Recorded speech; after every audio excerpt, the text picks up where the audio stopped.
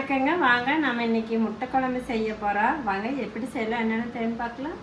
முட்டை குழம்புக்கு தேவையானதுங்க 2 வேக வச்ச தக்காளி, மிளகாத்தூள், சீரகம், மல்லி, பூண்டு, மிளகு, முட்டை 3 முட்டை, ஒரு பெரிய வெங்காயம், பிலாவ விதைங்க.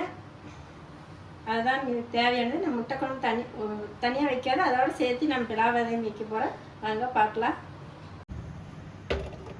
ஒரு மண் சட்டி வச்சுக்கலாங்க. தேவையான தண்ணி ஊற்றிக்கலாங்க.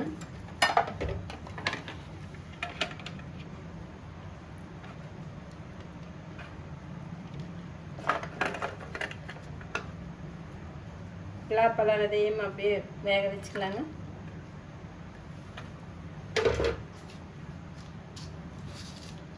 கொஞ்சமாக உப்பு போட்டுக்கலாங்க.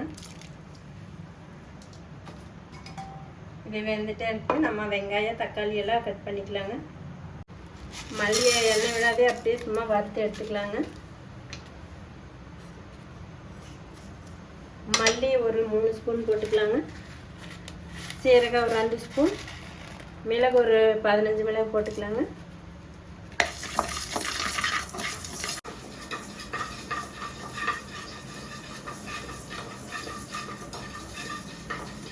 இது மாதிரிலாம் முட்டை குழம்பு செஞ்சு பாருங்க, நல்லா சூப்பராக இருக்கு.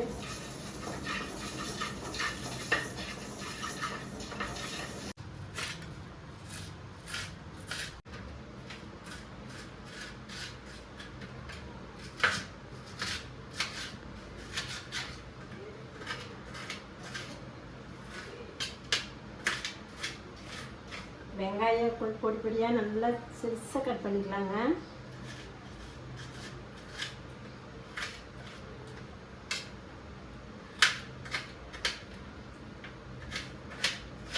எங்கள் மேக்ஸ் இன்னைக்கு முட்டை குழம்பு வைக்கிறேன்னு வந்து பக்கத்துலேயே படுத்துருச்சு பாருங்க. வெங்காயம் கட் பண்ணியாச்சுங்க. முட்டை வேகக்குள்ள நம்ம சூடாக சாப்பாடு செஞ்சிடலாங்க.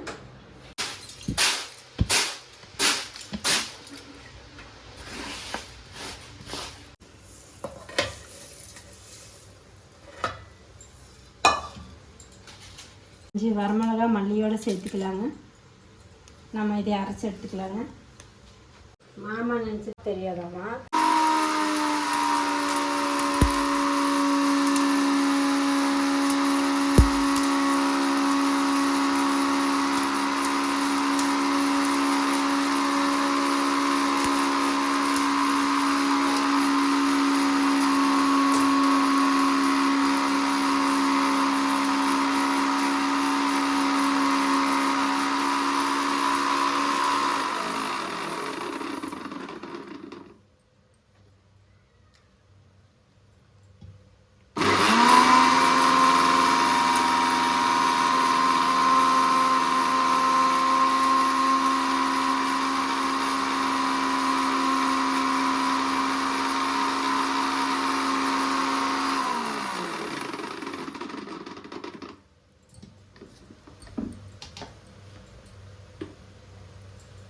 குறைன்னு அரைச்சி எடுத்தாச்சுங்க.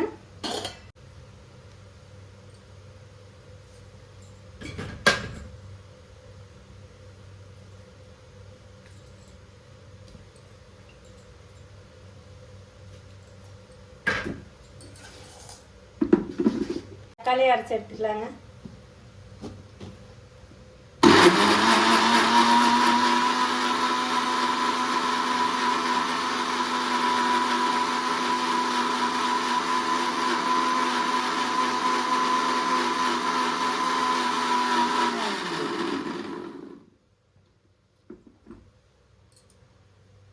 தக்காளி அரைச்சாச்சுங்க.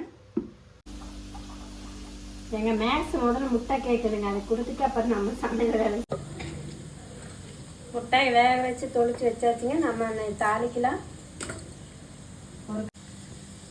ஒரு கடாய் வச்சுக்கலாங்க. எண்ணெய் 3/4 கரண்டி அளவுக்கு எண்ணெய் ஊற்றிக்கலாம்.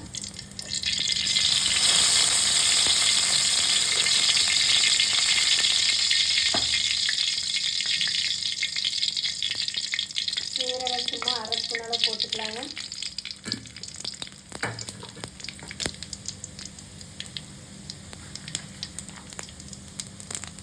பூண்டு ஒரு 10 ஸ்பூன் சேர்த்துக்கலாங்க.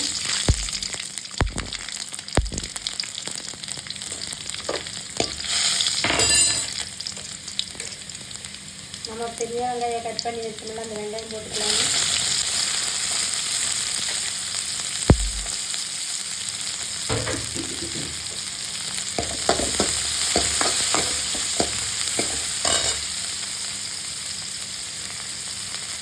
வரமிளகாய் ஏற்கனவே அரைச்சி வச்சுதான், நம்ம இருந்தாலும் ஒரு 3 மிளகாய் போட்டுக்கலாங்க.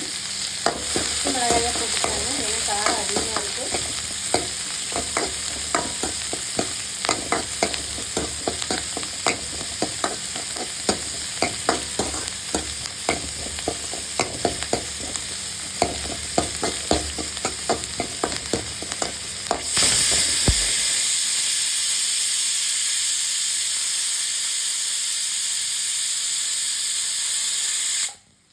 சீரகம், மல்லி, மிளகு எல்லாம் அரைச்சமெல்லாம் அது ஒரு 1/2 கரண்டி அளவு போட்டுக்கலாங்க.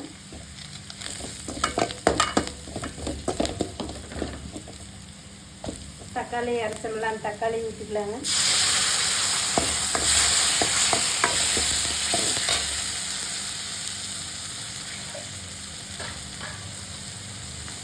அதிலே தண்ணி ஊற்றி கொஞ்சம் தண்ணி ஊற்றிக்கலாங்க.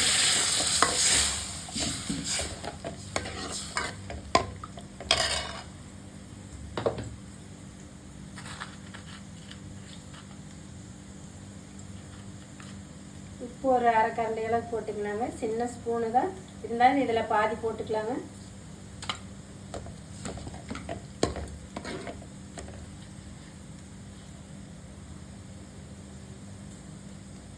மிளகாத்தூள் ஒரு ஸ்பூன் அளவு போட்டுக்கலாங்க. போதும், காரம் அதிகமாக இருக்குங்க, சாப்பிட முடியாது.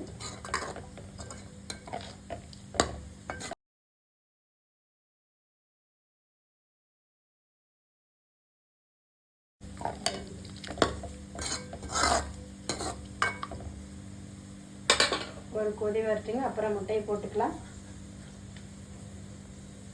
குழம்பு நல்லா கெட்டியாக வந்துடுச்சுங்க, நல்லா கொதிக்குது. நம்ம முட்டையை போட்டுடலாங்க.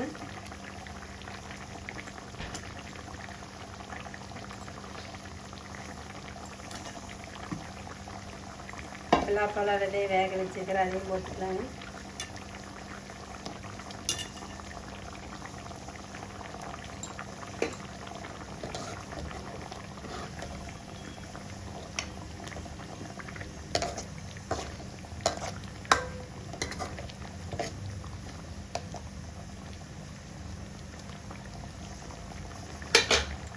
அப்படியே ஒரு 2 நிமிஷம் விட்டுடலாங்க.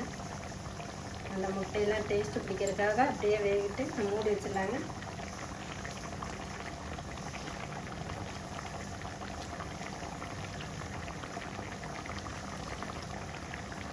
நிமிஷம் மூடி வைக்கலாங்க.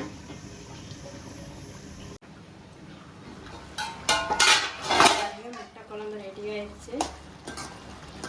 நம்ம இன்னும் இறக்கி சாப்பாடு சூடாக செஞ்சு வச்சாச்சு. நம்ம முட்டை குழம்போடு சாப்பிட்லாங்க. சூடாக சாப்பாடு முட்டை குழம்பு சாப்பிட்டு பாருங்கள், டேஸ்ட் எப்படி இருக்குதுன்னு. நீங்களும் இது மாதிரி செஞ்சு பாருங்கள்.